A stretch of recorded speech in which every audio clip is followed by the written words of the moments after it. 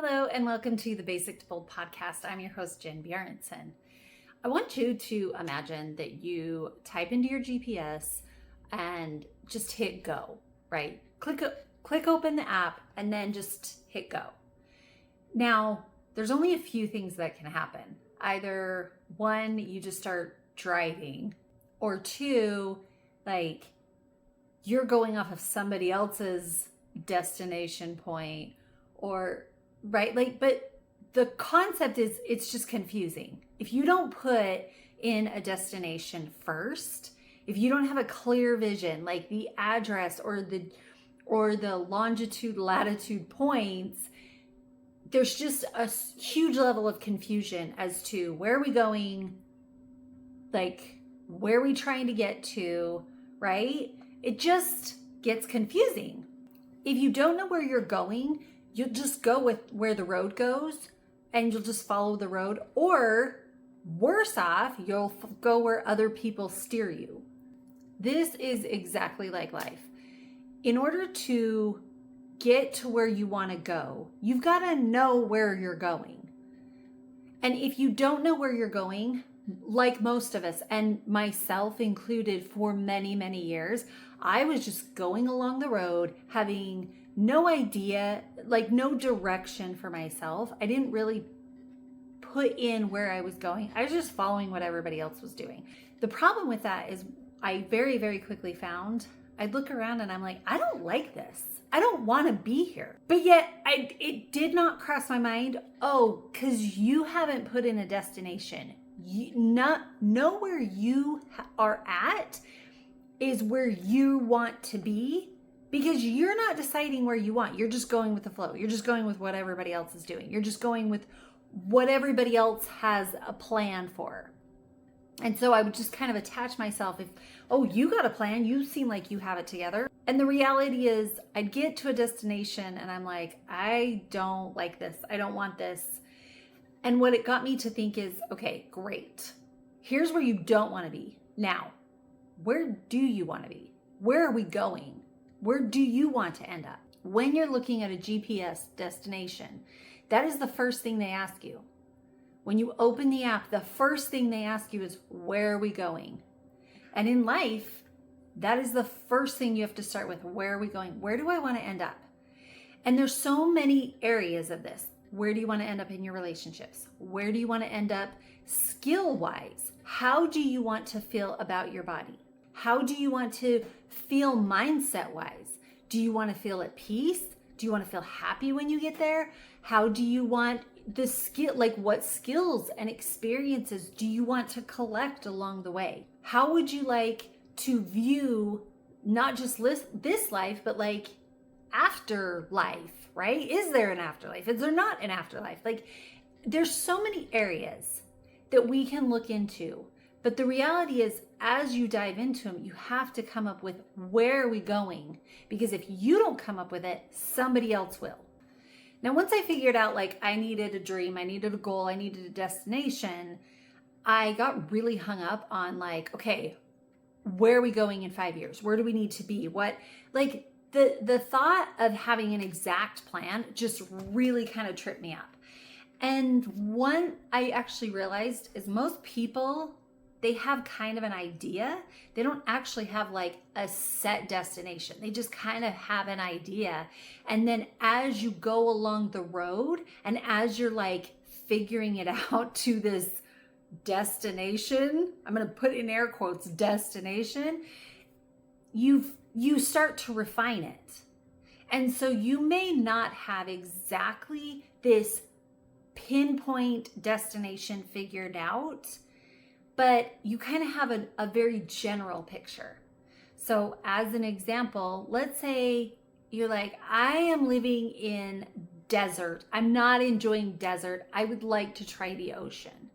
So you go to the ocean, and let's say you go to the closest one, and it happens to be Texas Ocean.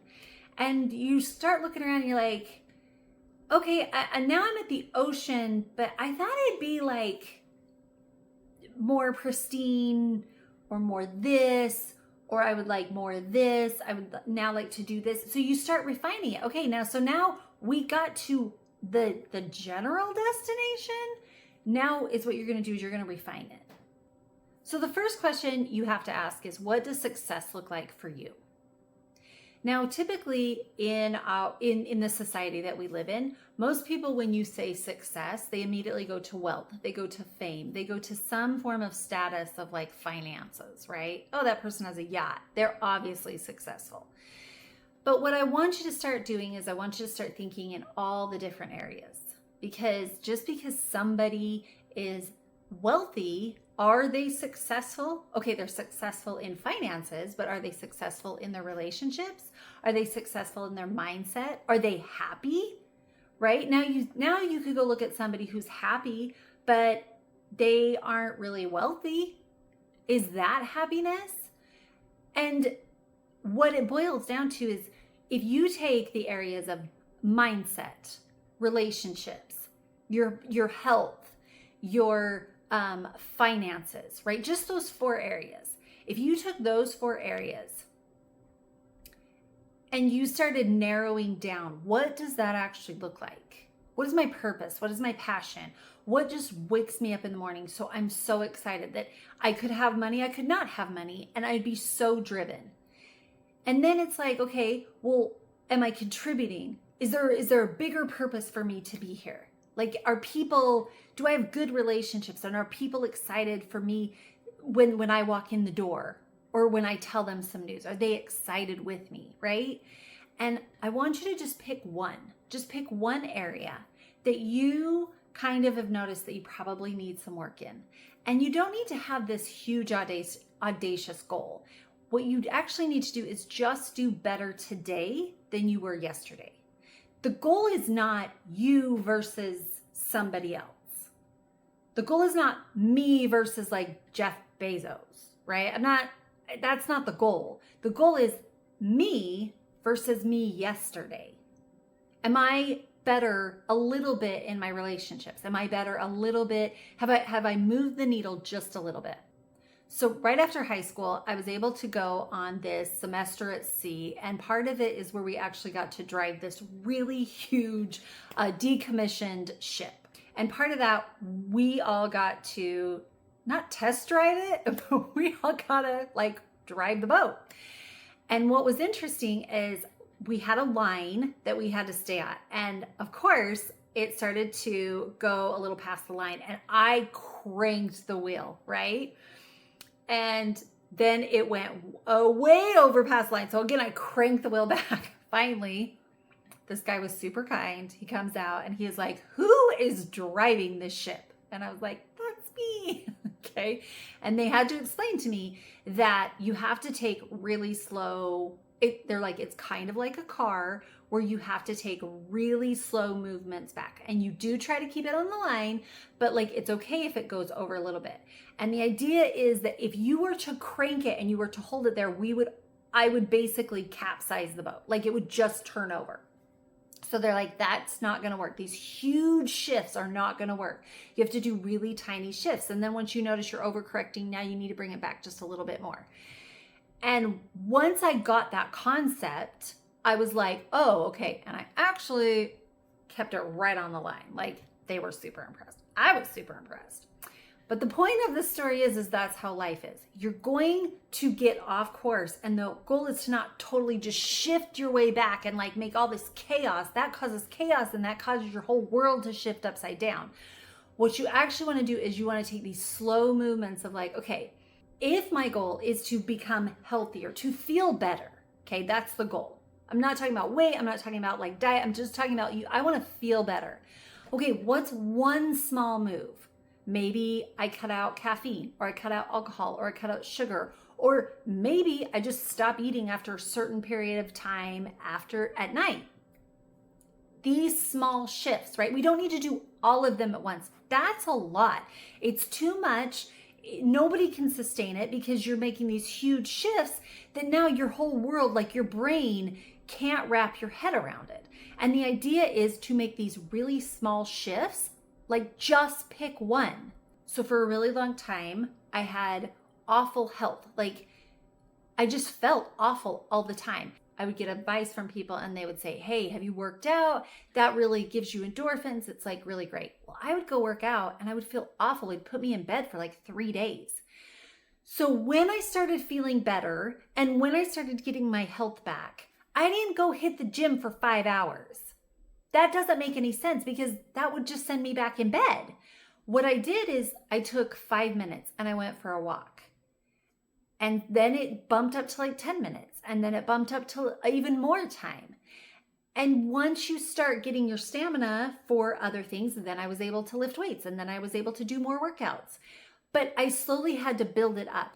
Now, when you first dive deep into any one of these areas, immediately you're gonna be like, oh, this is exciting. But then it's gonna be followed with like kind of an anxiety of what's the point, right? Because I've tried everything. I don't know what to do, that kind of thing. But I really want you to sit with it. I want you to think about, okay, what is something we haven't tried? Sometimes we've looked at it in so many different ways that we kind of just keep just beating it from one way. Oh, well, this isn't working and this isn't working and I can't do this and I can't do this. What if you switched it up?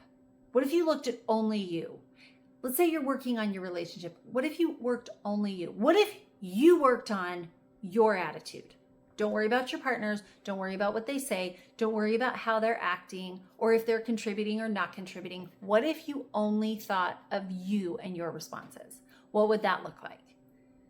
And you can sit there and say all you want of, yeah, but they do this and they do this. I get that. At the same time, what if you just looked at it differently?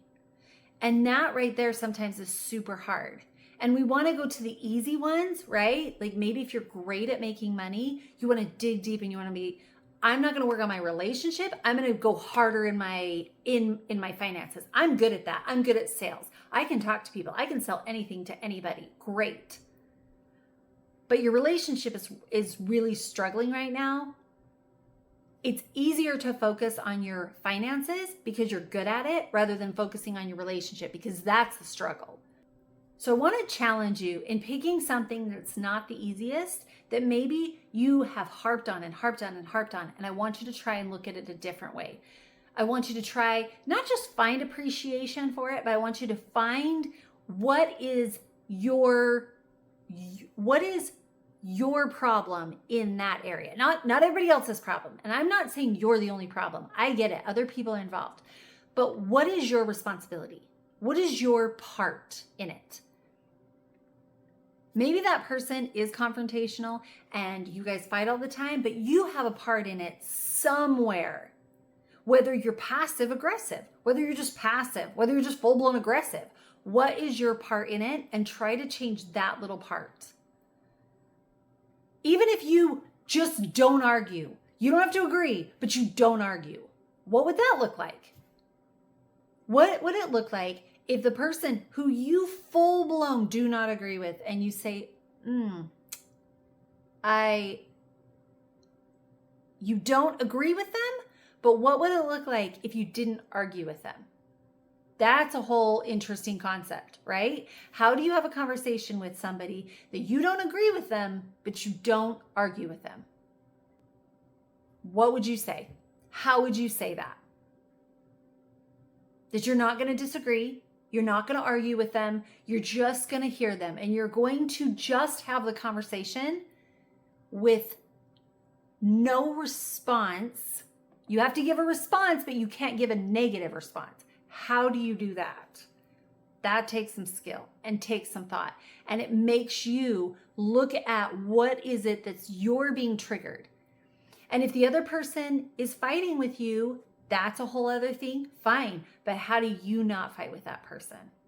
Now, if you want to go deeper on all of these areas, then just write how you would feel in each of the areas. How would you feel in your relationships? How would you feel in the way that you talk to yourself? How do you want to feel about yourself? How do you want to feel about your finances? How do you want to feel about the skills that you want to gain and the experiences that you want? How do you want to feel in your purpose and your passion and waking up every day? How would that feel?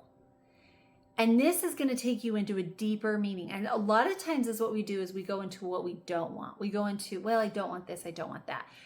And I would really challenge you in the fact of saying only write down or only think about the things that you actually want. I want you to just remember you don't need a perfect plan. You just need an intentional direction. Now, yes, GPS is perfect in the fact that you put in a destination and it will get you right there. But in life, you're going to sometimes you're going to have detours. You're going to have things that happen that come up in life that you can't plan for. And so you're going to have to take little side quests sometimes. And the reality is we're not always prepared for those.